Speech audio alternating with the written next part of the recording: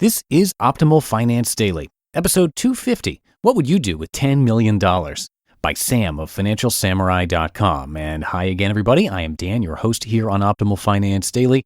Each weekday, I'm here reading to you from some of the very best personal finance blogs anywhere.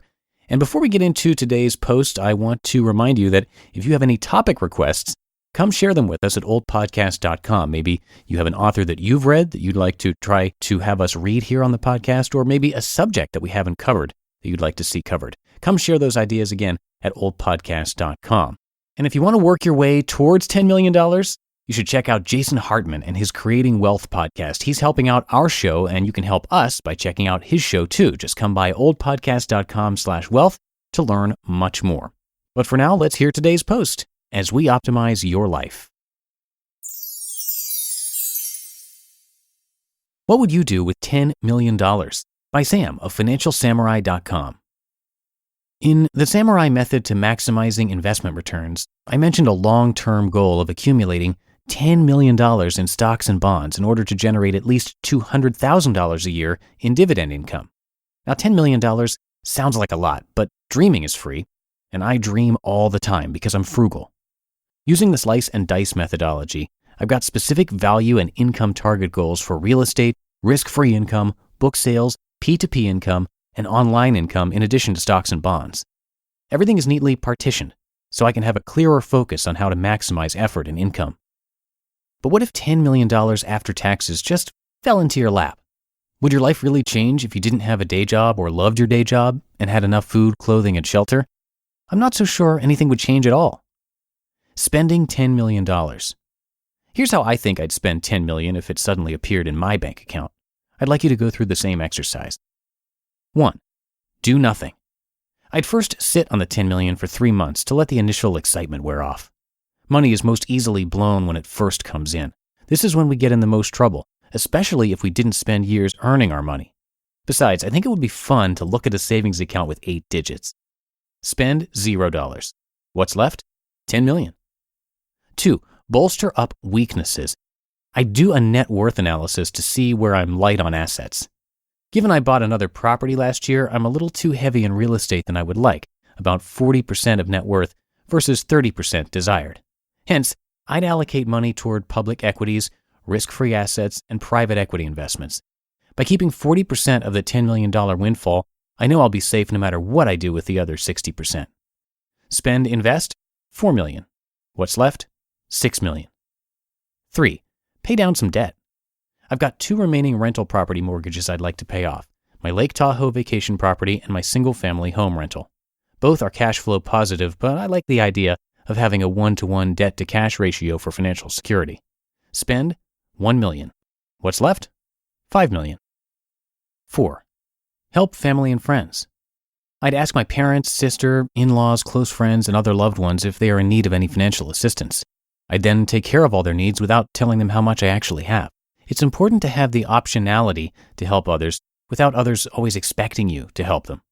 Spend $1.5 million. What's left? $3.5 million. 5. Create a perpetual giving machine. I'd set up a $3 million trust to perpetually donate to a particular charity based off the returns generated from the principal.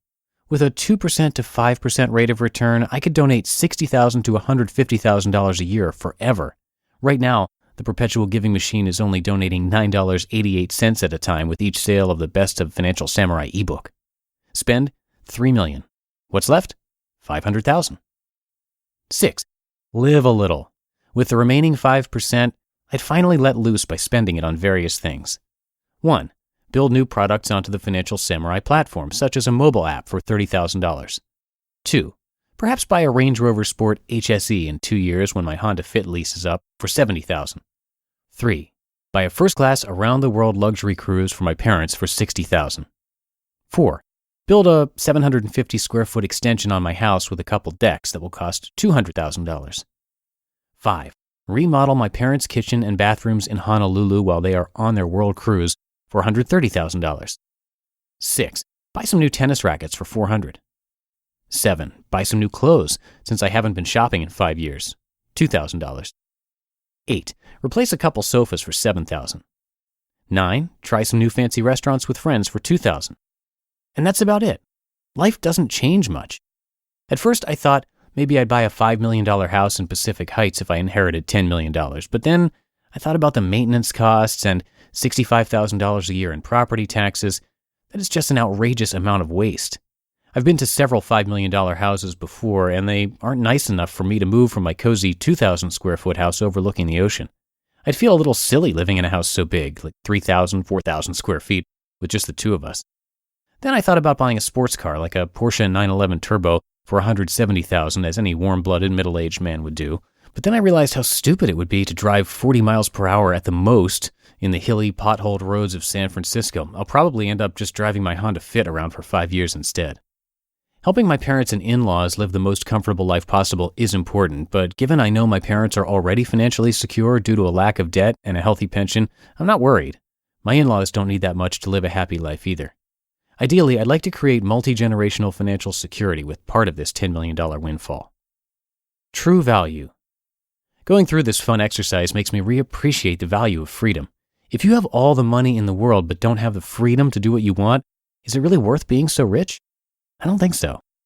Do your best to optimize your life for freedom while discovering what is the minimum amount of money you need to be happy. Because I already have the freedom to choose how to spend all my time, $10 million doesn't do much to change my life. However, if I was stuck in a job I didn't love, then I'm sure I'd negotiate a severance package tomorrow. It's kind of sad that $10 million only earns you around $200,000 to $250,000 risk-free every year in interest, but $200,000 to $250,000 a year so happens to be the ideal income for maximum happiness, so why not shoot for such a financial nut?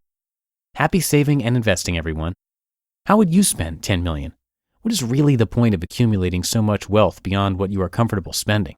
Would your way of spending $10 million differ if it took you ages to reach $10 million versus inheriting or winning the money? Do you think your life will change much with such a large windfall? The IRS allows you to pass on $5.43 million when you die tax-free and $10.86 million per couple. If you're able to accumulate such levels of wealth, you might as well figure out how to spend or give away every dollar above those thresholds. You just listened to the post titled, "What Would You Do with $10 Million" by Sam of FinancialSamurai.com, and that is a common question and theme that we hear on the Optimal Living Daily Network. And if you want help reaching that $10 million, check out the Creating Wealth podcast with Jason Hardman. Jason has owned properties in 11 states, has hundreds of tenants, and in addition to being an investor, he's also a real estate developer and moneylender. There's a lot that you can learn from this show. He covers a wide range of topics, so if you like the content that you're hearing here on Optimal Finance Daily, definitely check out his podcast, the Creating Wealth podcast, and you can visit oldpodcast.com/wealth to get more info. Now, I'm actually going to be reading some posts from him soon as well, so you'll get a really good idea of how valuable his content is. And I want to thank Jason for helping to support this podcast, and by supporting him and checking out his show, you're helping us. So again, come by oldpodcast.com/wealth and make sure you subscribe to the Creating Wealth podcast with Jason Hartman. Thanks for doing that and for listening all the way through today. That's going to do it for episode 250, another milestone here on Optimal Finance Daily. Have a great weekend, everybody, and I will see you on Monday where your optimal life awaits. Hello, Life Optimizer. This is Justin Malik, creator and producer of this podcast, but also Optimal Living Daily, the show where I read to you from even more blogs covering finance, productivity, minimalism, personal development, and more from incredible bloggers like Derek Sivers, Zen Habits, Mark and Angel, The Minimalists, and all the ones you hear on this show too.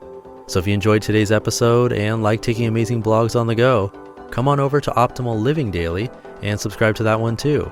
And together, we'll start optimizing your life. You've been listening to Optimal Finance Daily. Be sure to hit the subscribe button to stay up to date on each new episode and head to oldpodcast.com. That's OLDpodcast.com for a free gift as well as more actionable tips and resources to help you maximize your potential.